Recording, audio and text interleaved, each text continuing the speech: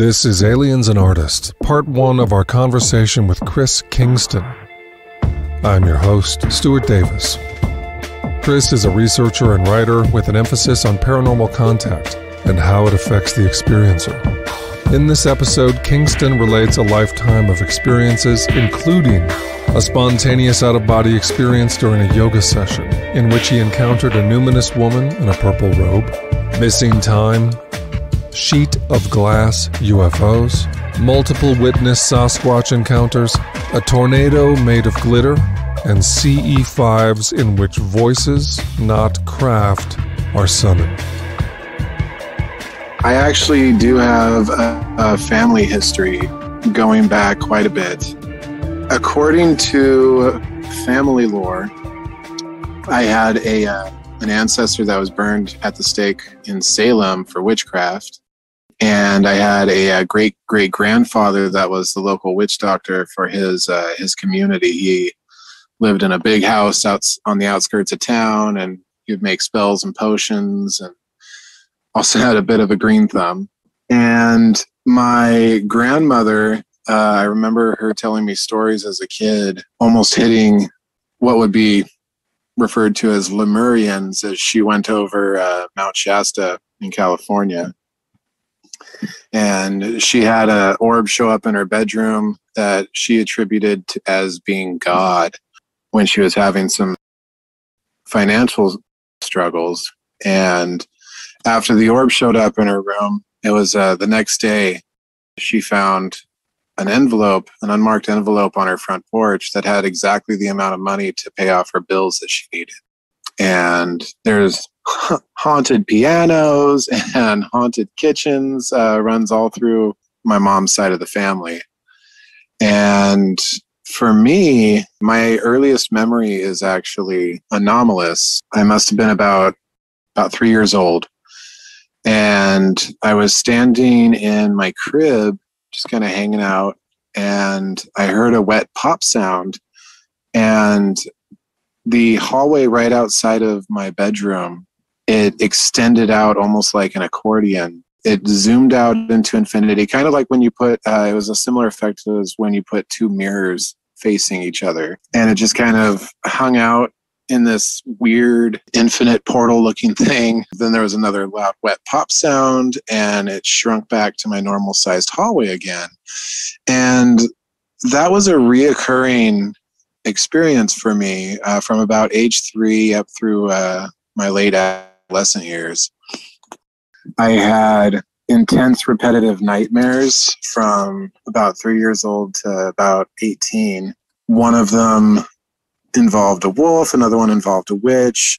The one that's really interesting to me that I remember having multiple times, I was standing in the middle of a field. It kind of felt like a park in the middle of a city, kind of like a Central Park sort of deal. It's sunny. There's people out playing Frisbee, walking their dogs.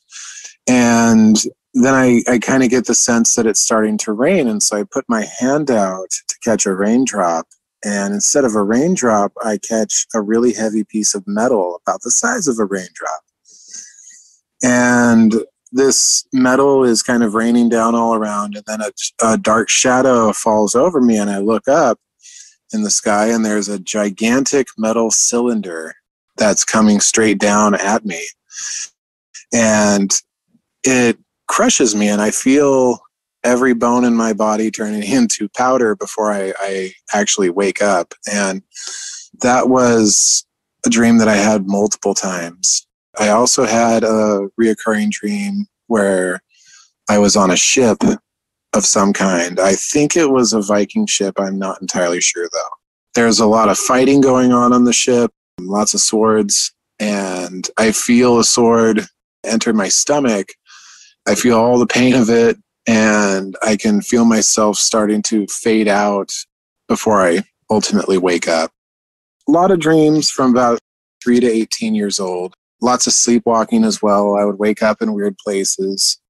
I don't remember a lot of them, but my mom and dad said that they would find me in odd places, find me out in the front yard, or one occasion where I was actually hugging the TV and crying.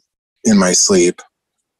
And the last time I remember sleepwalking, I lived in the basement of my parents' house when we lived in Kansas for a couple of years. I was about 17 years old.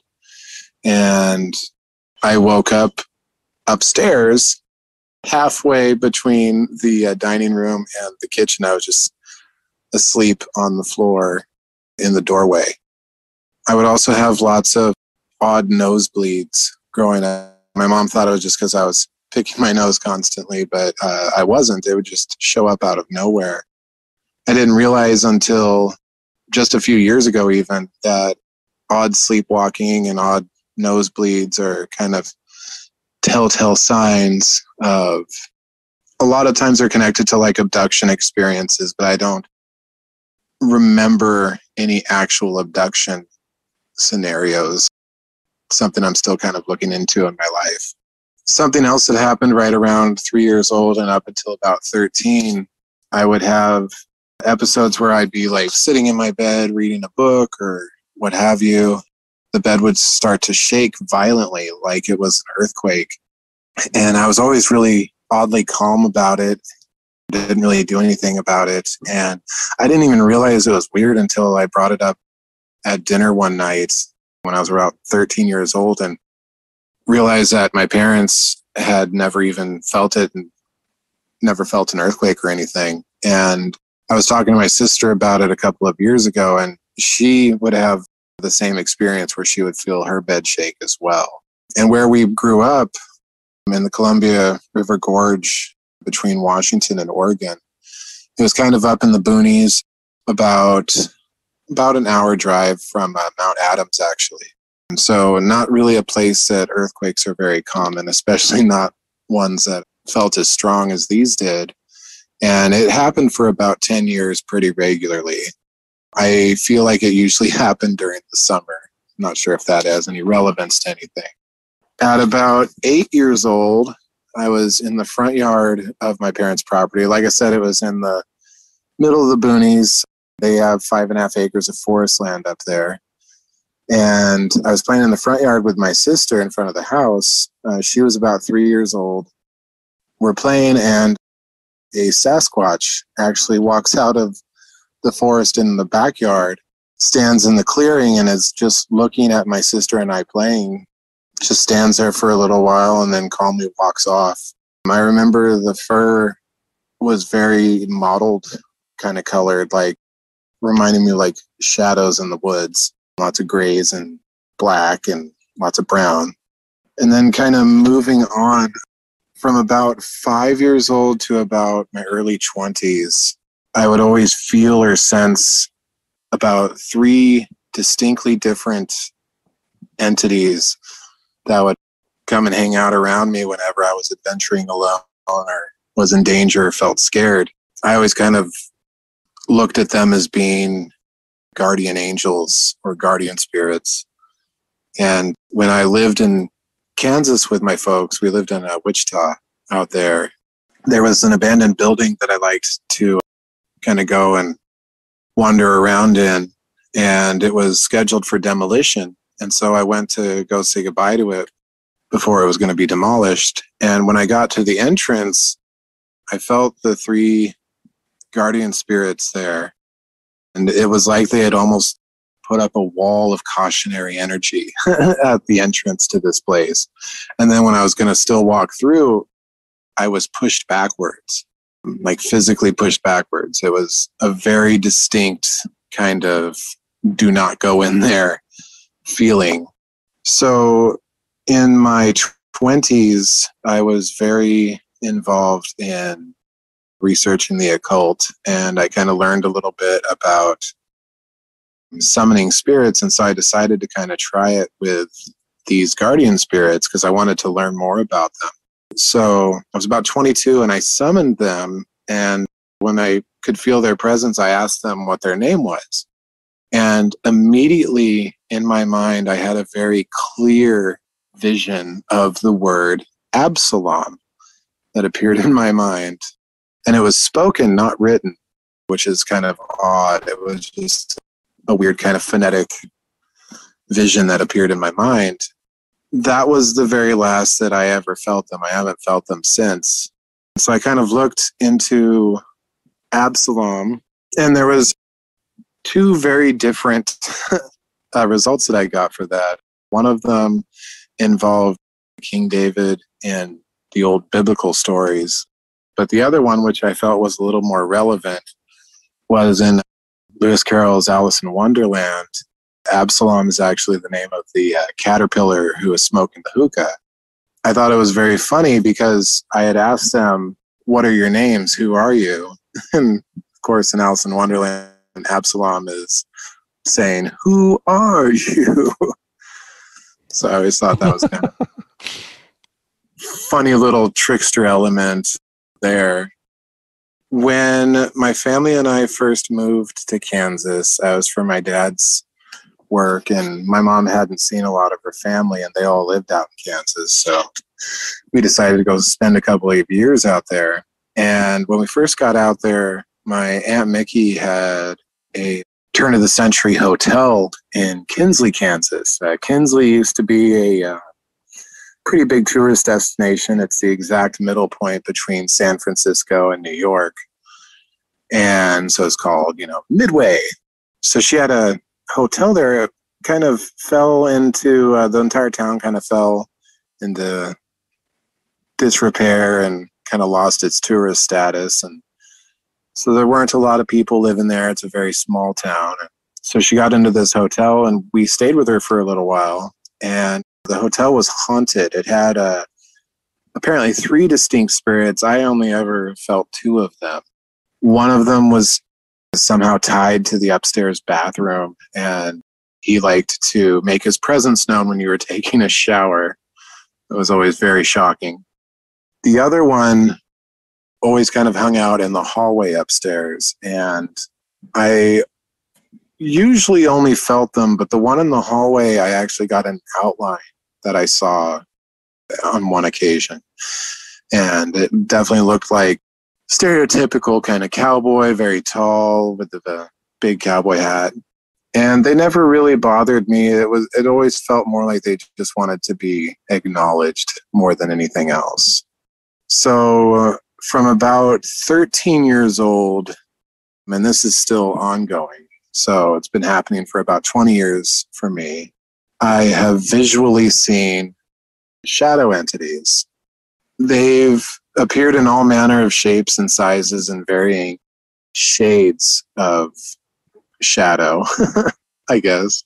All sorts of different shades of gray, and sometimes they're a little bit more translucent than other times. They feel more solid. The first time that I saw these shadow entities, I had gotten up in the middle of the night to go get a glass of water. The way the house was set up, there was the kitchen, and then there was a long hallway leading to the laundry room, and then there was the back door.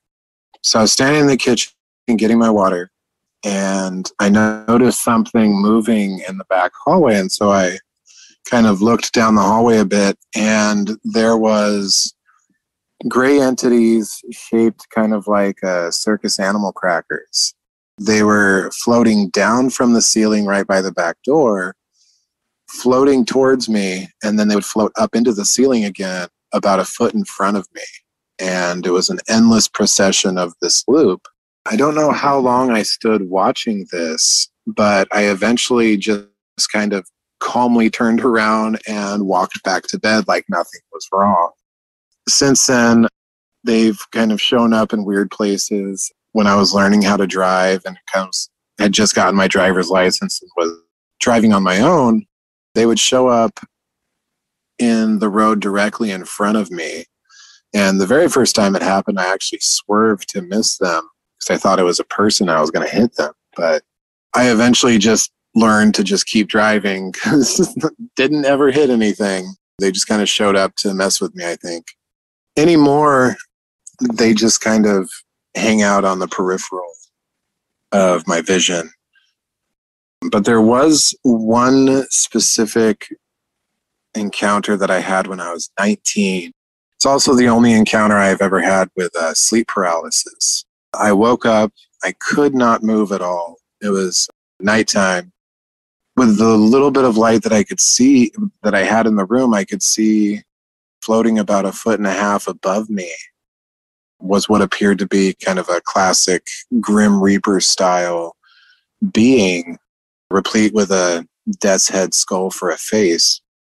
The cloak that it was wearing, it was weird. It seemed to be at once material and immaterial, almost like it wasn't necessarily black in color, but was actually absorbing light that got caught in it, sort of like a black hole.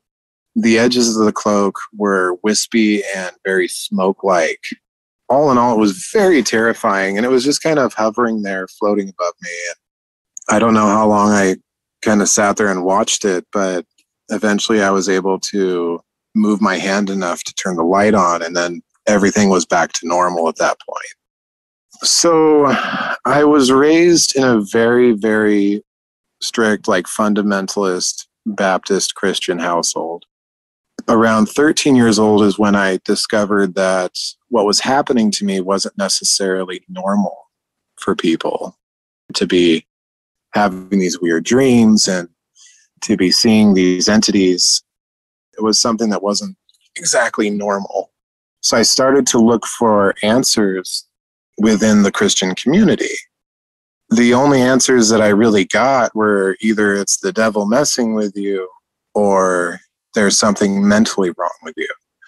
And so neither of those answers seemed to be very accurate to what was happening. And so that's kind of what drove me to start looking in other philosophies and see if maybe there was an answer to be had elsewhere.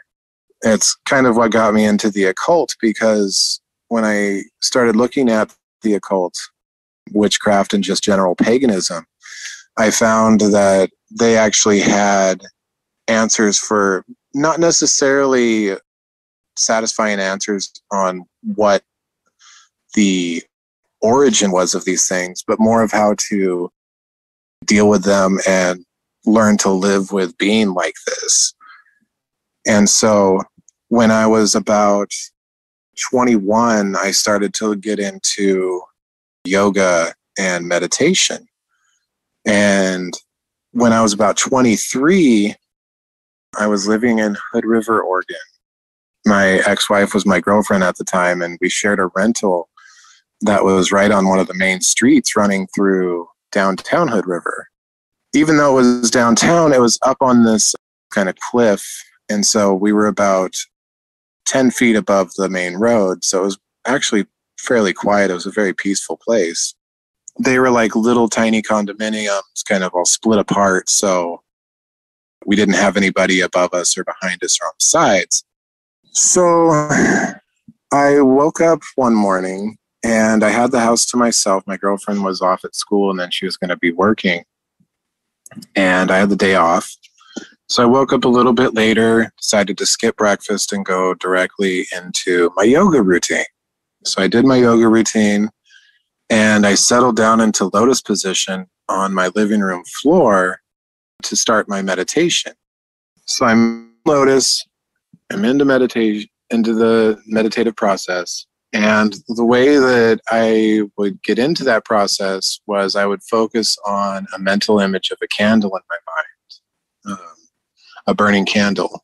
I would kind of focus more and more on the flame of that candle until I would just get lost in it, and then I would merge with it and become a part of it. And that would be when I entered into what is the deep and complex and yet innately simple state of consciousness, where I could join the infinite and welcome my awareness into the void. So that was what normally happened with me. This time, however, as soon as I merged with the candle flame in my mind, I realized that my conscious self was no longer in my physical body. In fact, I was no longer even in my living room anymore. I was standing in the kitchen, which was adjacent to the living room. And there was this weird luminescent blue ultraviolet glow on everything, almost like somebody had switched on a UV light in my kitchen. And standing about a foot in front of me was a being that stood about 4.5 to 5 feet tall. And I'm comparing her to my height of about 6'2". The first thing I remember noticing about her was that she wore a hooded robe, and it was dark indigo purple. From what I recall, it had some sort of design or symbols, but I can't really remember the specifics on those. The cloak seemed to be kind of emitting a light that was very similar hue to the purplish UV that was soaking the entire kitchen. The hood covered up a large portion of this being's head. I couldn't see a lot of skin. She was holding her left arm up over her face, so I could see a little bit of skin on her hand and a little bit of skin on her forehead. And the little bit of skin that I could see, it appeared to be made of light, almost like I was staring at moonlight. It was absolutely beautiful. I couldn't see any defining details. I somehow innately knew that this being was feminine. It radiated feminine energy. She felt extremely old. It was a very similar feeling that I get when I visit like the Redwood Forest in California, and I'm just standing amongst these trees that are hundreds and hundreds and hundreds of years old. That similar kind of weight is what this being had. It felt like she was very old. It felt like I was being held in place, or that there was some sort of pressure around me so that I couldn't move very well. It felt kind of similar to standing at the bottom of a very deep pool of water. And so I just sat and observed what was going on. She was mumbling something that I couldn't quite make out. I could kind of tell that she was talking, but I couldn't make out any words. And I sat there just kind of staring at her, talking behind her arm for what seemed like forever. And then after a while, she reached out with her right hand, which had been down at her side the whole time. And with her index finger, she booped me right in the place that my nose would be on my physical body. And I was instantaneously popped back into my physical body, which itself was no longer in lotus position on my living room floor. It was, in fact, in another room of the house, and I was lying on my back with my arms crossed over my chest. Every muscle in my body felt sore and strained, like I had just gotten finished with them. And I remember that I sat there for about 5 or 6 minutes, kind of like, holy shit, what the hell just happened to me? Then the rest of the day is a complete blank. I don't remember anything else that happened. That moment was definitely the most profound experience I've ever had outside of becoming a father. It was incredible. So about 6 months later, I actually entered my long, dark night of the soul period of my life. It was about 7 years of really, really bad depression. It got to the point that I was regularly feeling suicidal. I was dealing with extreme anxiety and thoughts of just feeling lost. And during this time, I was also becoming aware that I was incredibly empathic, to the point that if I focused hard enough, I could actually change the mood of an entire group of people in a room, or at least influence it. I feel like all of this is very connected to having met the Lady of Light. I know that correlation doesn't exactly equal causation, but in this particular case, it feels very, very connected. So that 7-year period of depression, it ended with me getting a divorce from my wife, and I started a job transporting legal marijuana for a cannabis farm here in Washington. So I would deliver the product to different stores throughout Washington. On this one day, I was 30 years old, and I had gotten an early start to the day. I was heading up to Bellingham, so I had to usually leave Longview, where I live, at about 4 a.m. to get there at a decent time. And so by the time I got to just south of Seattle on Interstate 5, it was about 6:30 a.m. I was listening to a lecture involving alien abduction. Nick Pope was the gentleman that was putting this lecture on. At some point during that lecture, it was like a switch had been flipped, and I felt like I had been plugged directly into an electrical socket. I was tingling all over inside of my body, and it felt like electricity was coursing through every cell of my being, but not in an uncomfortable way. It was just very, very pronounced. And this happened for about half an hour during this time. And I started to openly weep in the middle of rush hour traffic. I can't imagine what I look like to other drivers. I was just weeping while this energy flowed through me. Directly afterwards, it was like my depression had just completely gone away. It was the first time in 7 years that I didn't feel depressed, and I didn't feel the anxiety that was constantly with me. And while that eventually kind of came back, it came back in a manageable way, to where it doesn't completely rule me. It's not like I'm feeling suicidal on a daily basis anymore. And so it was like a switch had been flipped and my depression had been turned off. And for about a week afterwards, at random points, I would get small waves of that same energy flowing through me for about 10 to 15 minutes, and then it'd be gone. So that kind of led me to contacting MUFON about all the weird experiences that I had had, specifically the encounter with the Lady of Light. And MUFON directed me to a psychologist that they do work with. The psychologist is in Seattle, and she a support group for experiencers that she runs once a month. Most of them are abductees, but a couple of them were contactees as well. And she invited me out to hang out with them. I did. And it was profound for me to talk to people that actually knew what I was going through on a level that nobody else ever had. That validation, more than anything else, was incredibly helpful to me. And it made me feel like I wasn't crazy.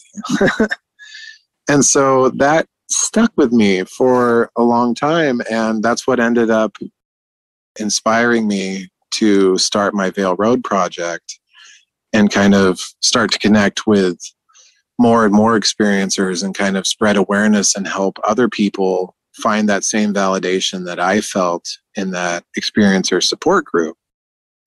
So Vale Road has led me to some interesting places. In 2019, on November 11th, so 11/11, I went to Mount Shasta.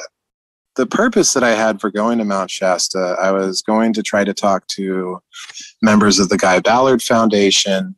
It's a group of people that they're also known as the I Am cult.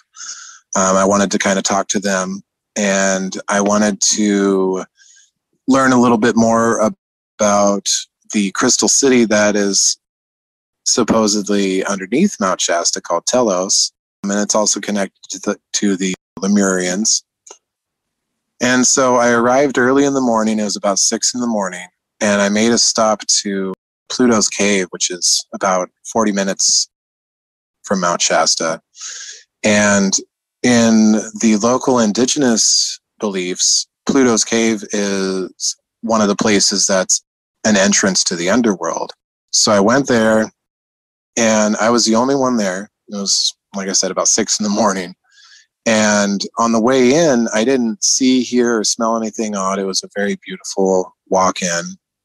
But on the way out, there was a very distinct, musky, funky smell. It was almost like a wet dog smell. The hair on the back of my neck stood up, and I felt like I was being watched. Didn't ever see anything, though. So I continued my journey. I got to Mount Shasta, and as soon as I parked and got out, I overheard a group of people talking a couple cars down, and they were talking about UFOs.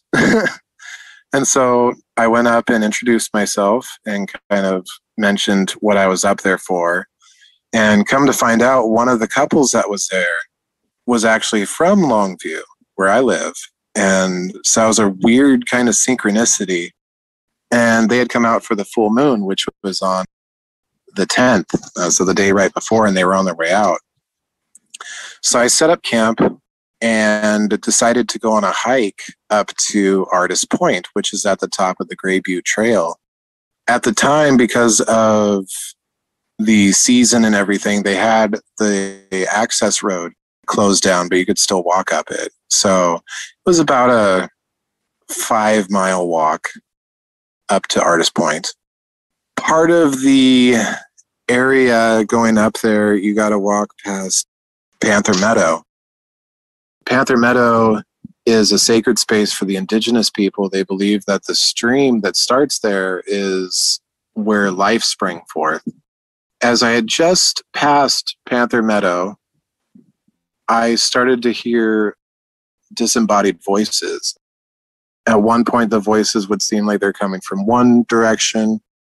The next time they were coming from a different location. And it just kind of seemed like these voices were all around me. Couldn't tell what was being said.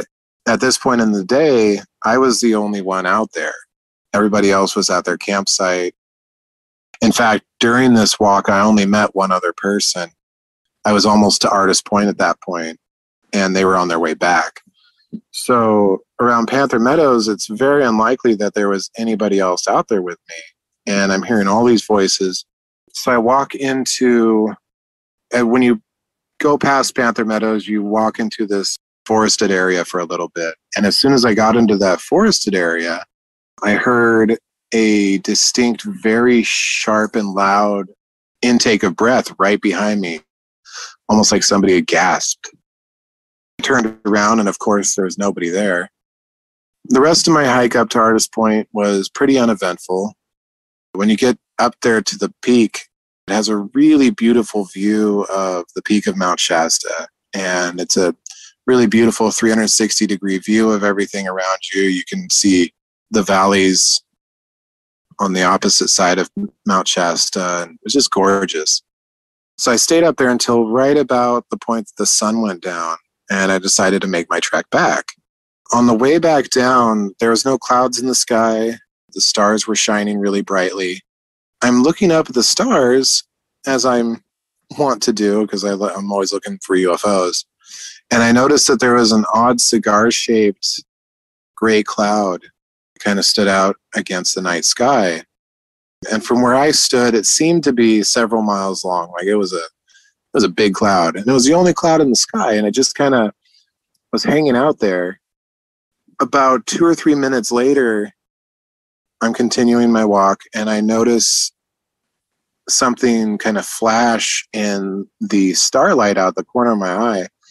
And I look, it looks like a solid sheet of glass that's kind of oddly undulating.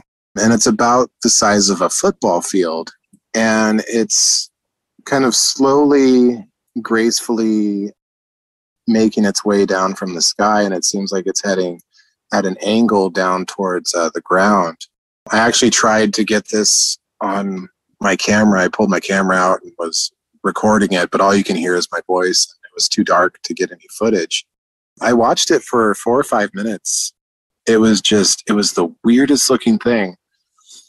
And then I continued my walk back. The entire time I kept hearing odd noises all around me, or the sound of footsteps behind me or in front of me, and never saw anybody. And when I got back to camp, I was talking to a couple of people that were camping around me. And apparently, while I was up at Artist Point, everybody had a mass UFO sighting where they saw 4 orbs of light pop into existence above the campground. And they performed different aerial maneuvers and then popped back into invisibility. And so all of that had happened right around the same time that I was having my own encounter with the sheet of glass.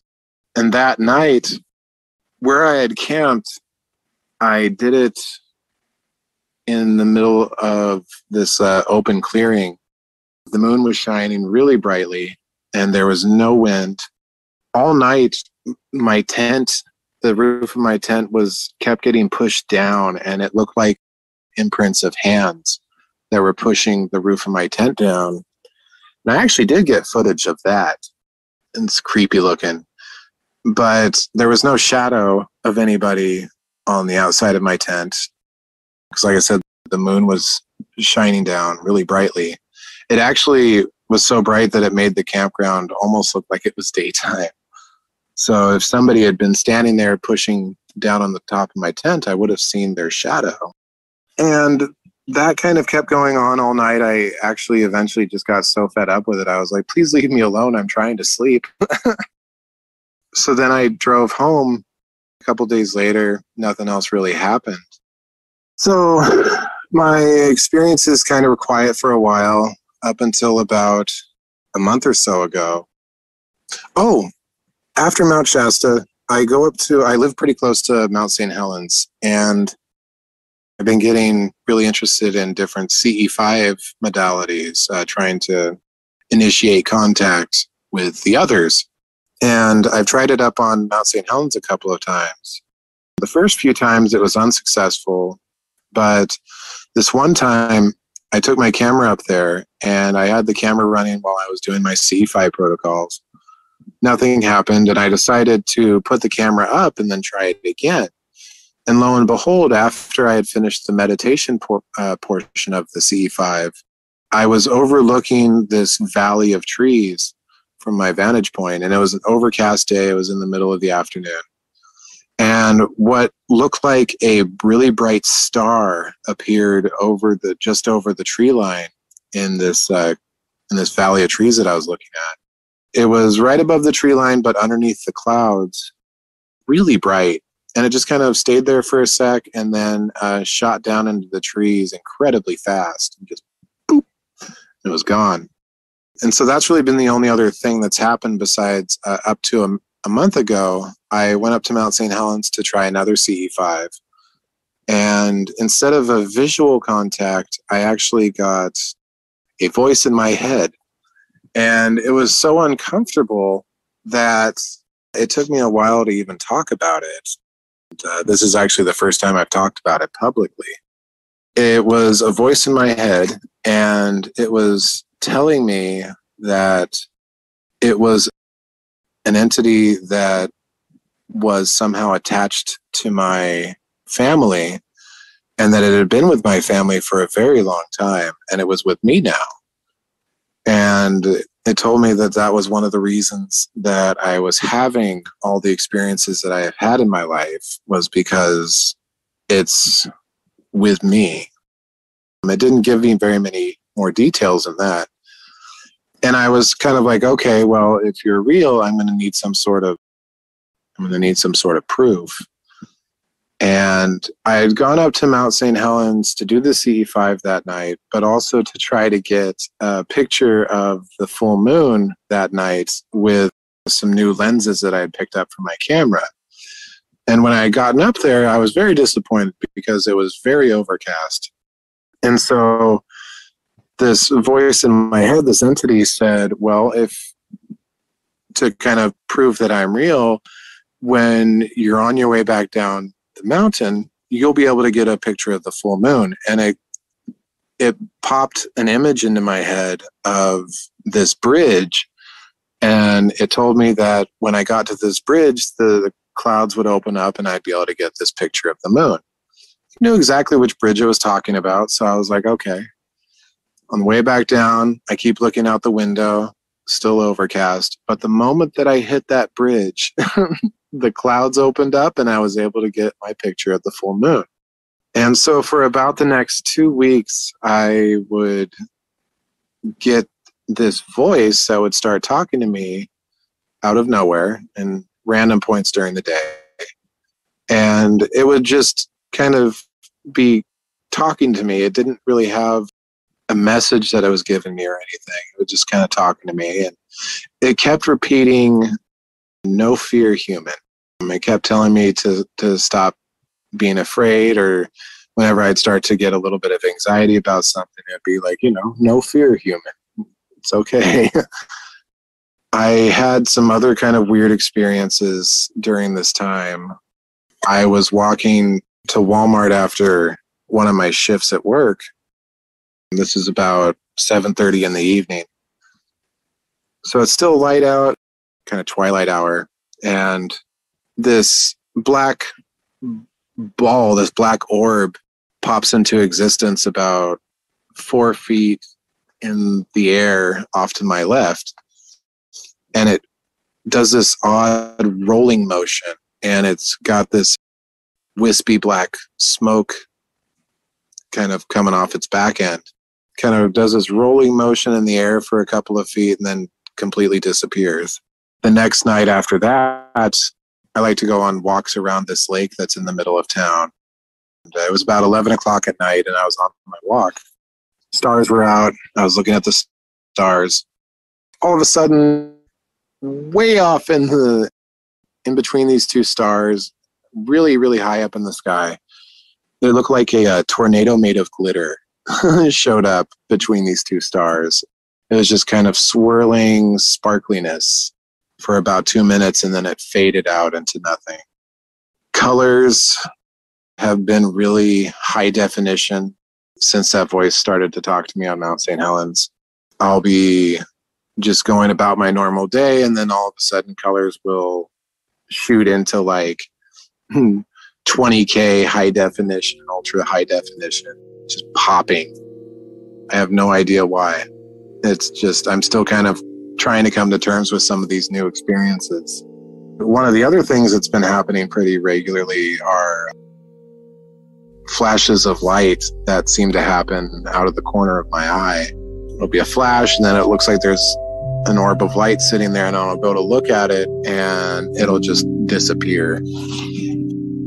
And that's been happening at day or night. And I've actually talked to a few different experiencers that are having that particular thing happen to them as well.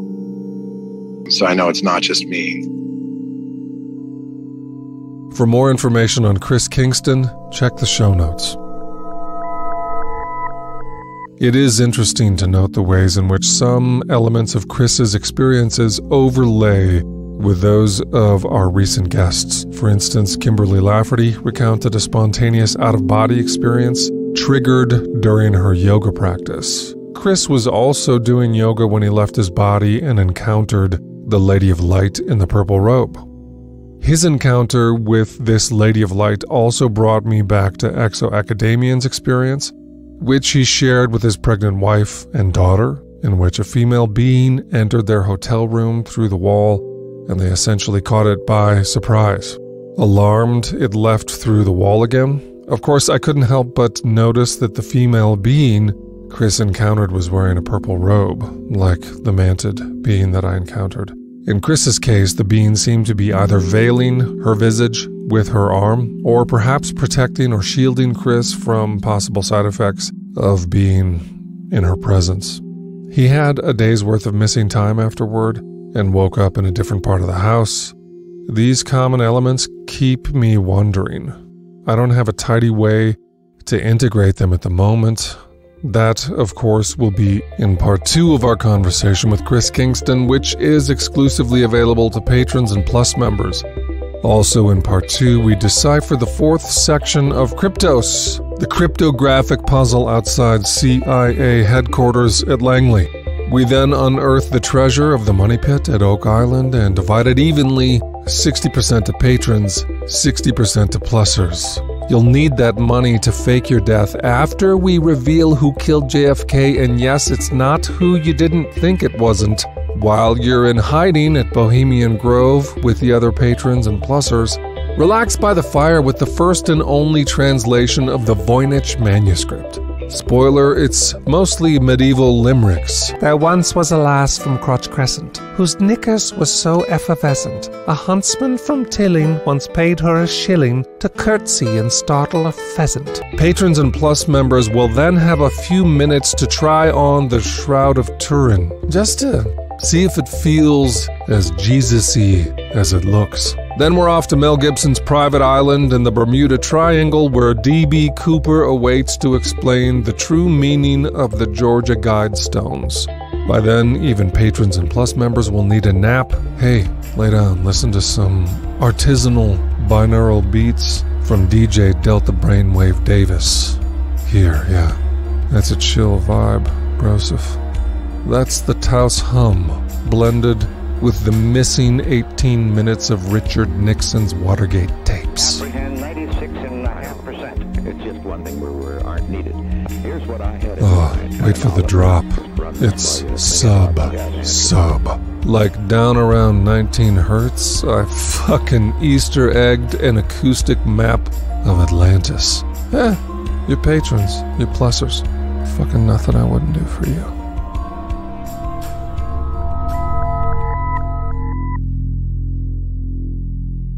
Circa 2012, I was on tour in the Pacific Northwest. I was playing a daytime gig at a Unitarian church. That's already a Lynchian level of odd. Add to that the fact that I suspect, I surmise, I may have met not one, but two hybrids. I mean, fuck, I'm way out of the weird closet, so I may as well share this experience, which I still reflect on often, 10 years after it happened. It's funny to me, it's unsettling, it's confusing. Unlike a number of my other experiences, where I feel confident that although I may not know the origin or nature of the phenomena, I know what happened. I met an 8-foot mantid in an indigo robe. I've seen a variety of UFOs, some just feet away from my face. With this experience, I can't say that. I don't know who or what these people were, but they made an indelible impression. So, here goes. It was a Sunday. I'd performed a concert the night before, and I was invited to do a few songs at the Unitarian church in town. In a very un-musician move, I woke up Sunday morning and went to church. This was one of the cool churches that aren't too churchy, but it was literally a church, structurally. It seemed to have been built in the 70s, wood paneling, middling, stained glass, and hand-woven tapestries. The combination sent my entire childhood flashing before my eyes as I grew up in a Protestant fundamentalist family, but I digress. I performed Universe Communion and some other songs, although I don't recall what the other songs were. After the service, I adjourned to the lobby, which, strictly speaking, was probably called a narthex. I splayed my sleepy frame over a metal folding chair and exuded genuine lethargy from lack of sleep. I sold some CDs, signed some people up to my mailing list. In the midst of merch table duties, I noticed two people in the room who stood out, a male and a female. Perfect posture. They were awkwardly milling about, not interacting with anyone, just moving abreast, actually. And as they came closer, the single most distinct thing that hit me about them was that they looked doll-like. They looked like Ken and Barbie. And if memory serves, the man was in a crisp, light blue blazer with a white turtleneck underneath. I don't remember what the woman was wearing. And what stood out is that they did not fit in. They both looked a little ridiculous, and a big part of that was how self-conscious they seemed as they were trying to blend in. It seemed effortful.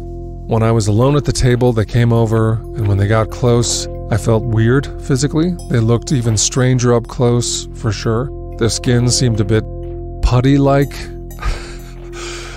They were at once attractive and yet off-putting. It's very hard to explain, but in a nutshell, they gave me the heebie-jeebies. My body was alerted by their presence. On alert might be more precise. They did not belong. And before my brain had a chance to be figuring out why that was, or how rational or irrational this notion was, my body was saying, these people do not belong. They were like two big dolls, and when they came and talked to me, it just got even more strange. They asked me about my song Universe Communion, but they did it in such a peculiar way. They said something like, Universe Communion, you sang that today. You believe there are these beings in the song. Now, when I think of this now, I literally laugh out loud. Because they were so fucking corny. It was like they were doing an impersonation of two people who were being normal. That's how I would explain it. And they were so attractive, hot, but also weirdly so unsexy. They were walking contradictions, and they were ostensibly a couple. I don't remember how I responded to their questions. I barely remember what they said. I only recall that they referenced that song specifically, which is about human, non-human contact. It was inspired by John Mack's book Abduction, actually. And this was 2012 or 13, so this would have been, I believe, a few years after John had died. I mostly remember how I felt in their presence. On edge, uneasy, alert. I felt a bit like a deer caught in the headlights, and my body responded to them more like it responds to some animals. The closest analogy I can think of is when I've seen a moose in the wild. It's weird to see a moose in the wild because you can think they're slow, they're cumbersome, they chew on leaves and plod around, but actually they are more dangerous than bears. I recently saw a moose on a walk with some friends, and it was with its offspring. We had to carefully back away very slowly, and as we did, I became more physically aware that we were in real danger. We did not belong there. It was a paradoxically beautiful, serene experience, less an adrenaline rush and more an uncanny vertigo.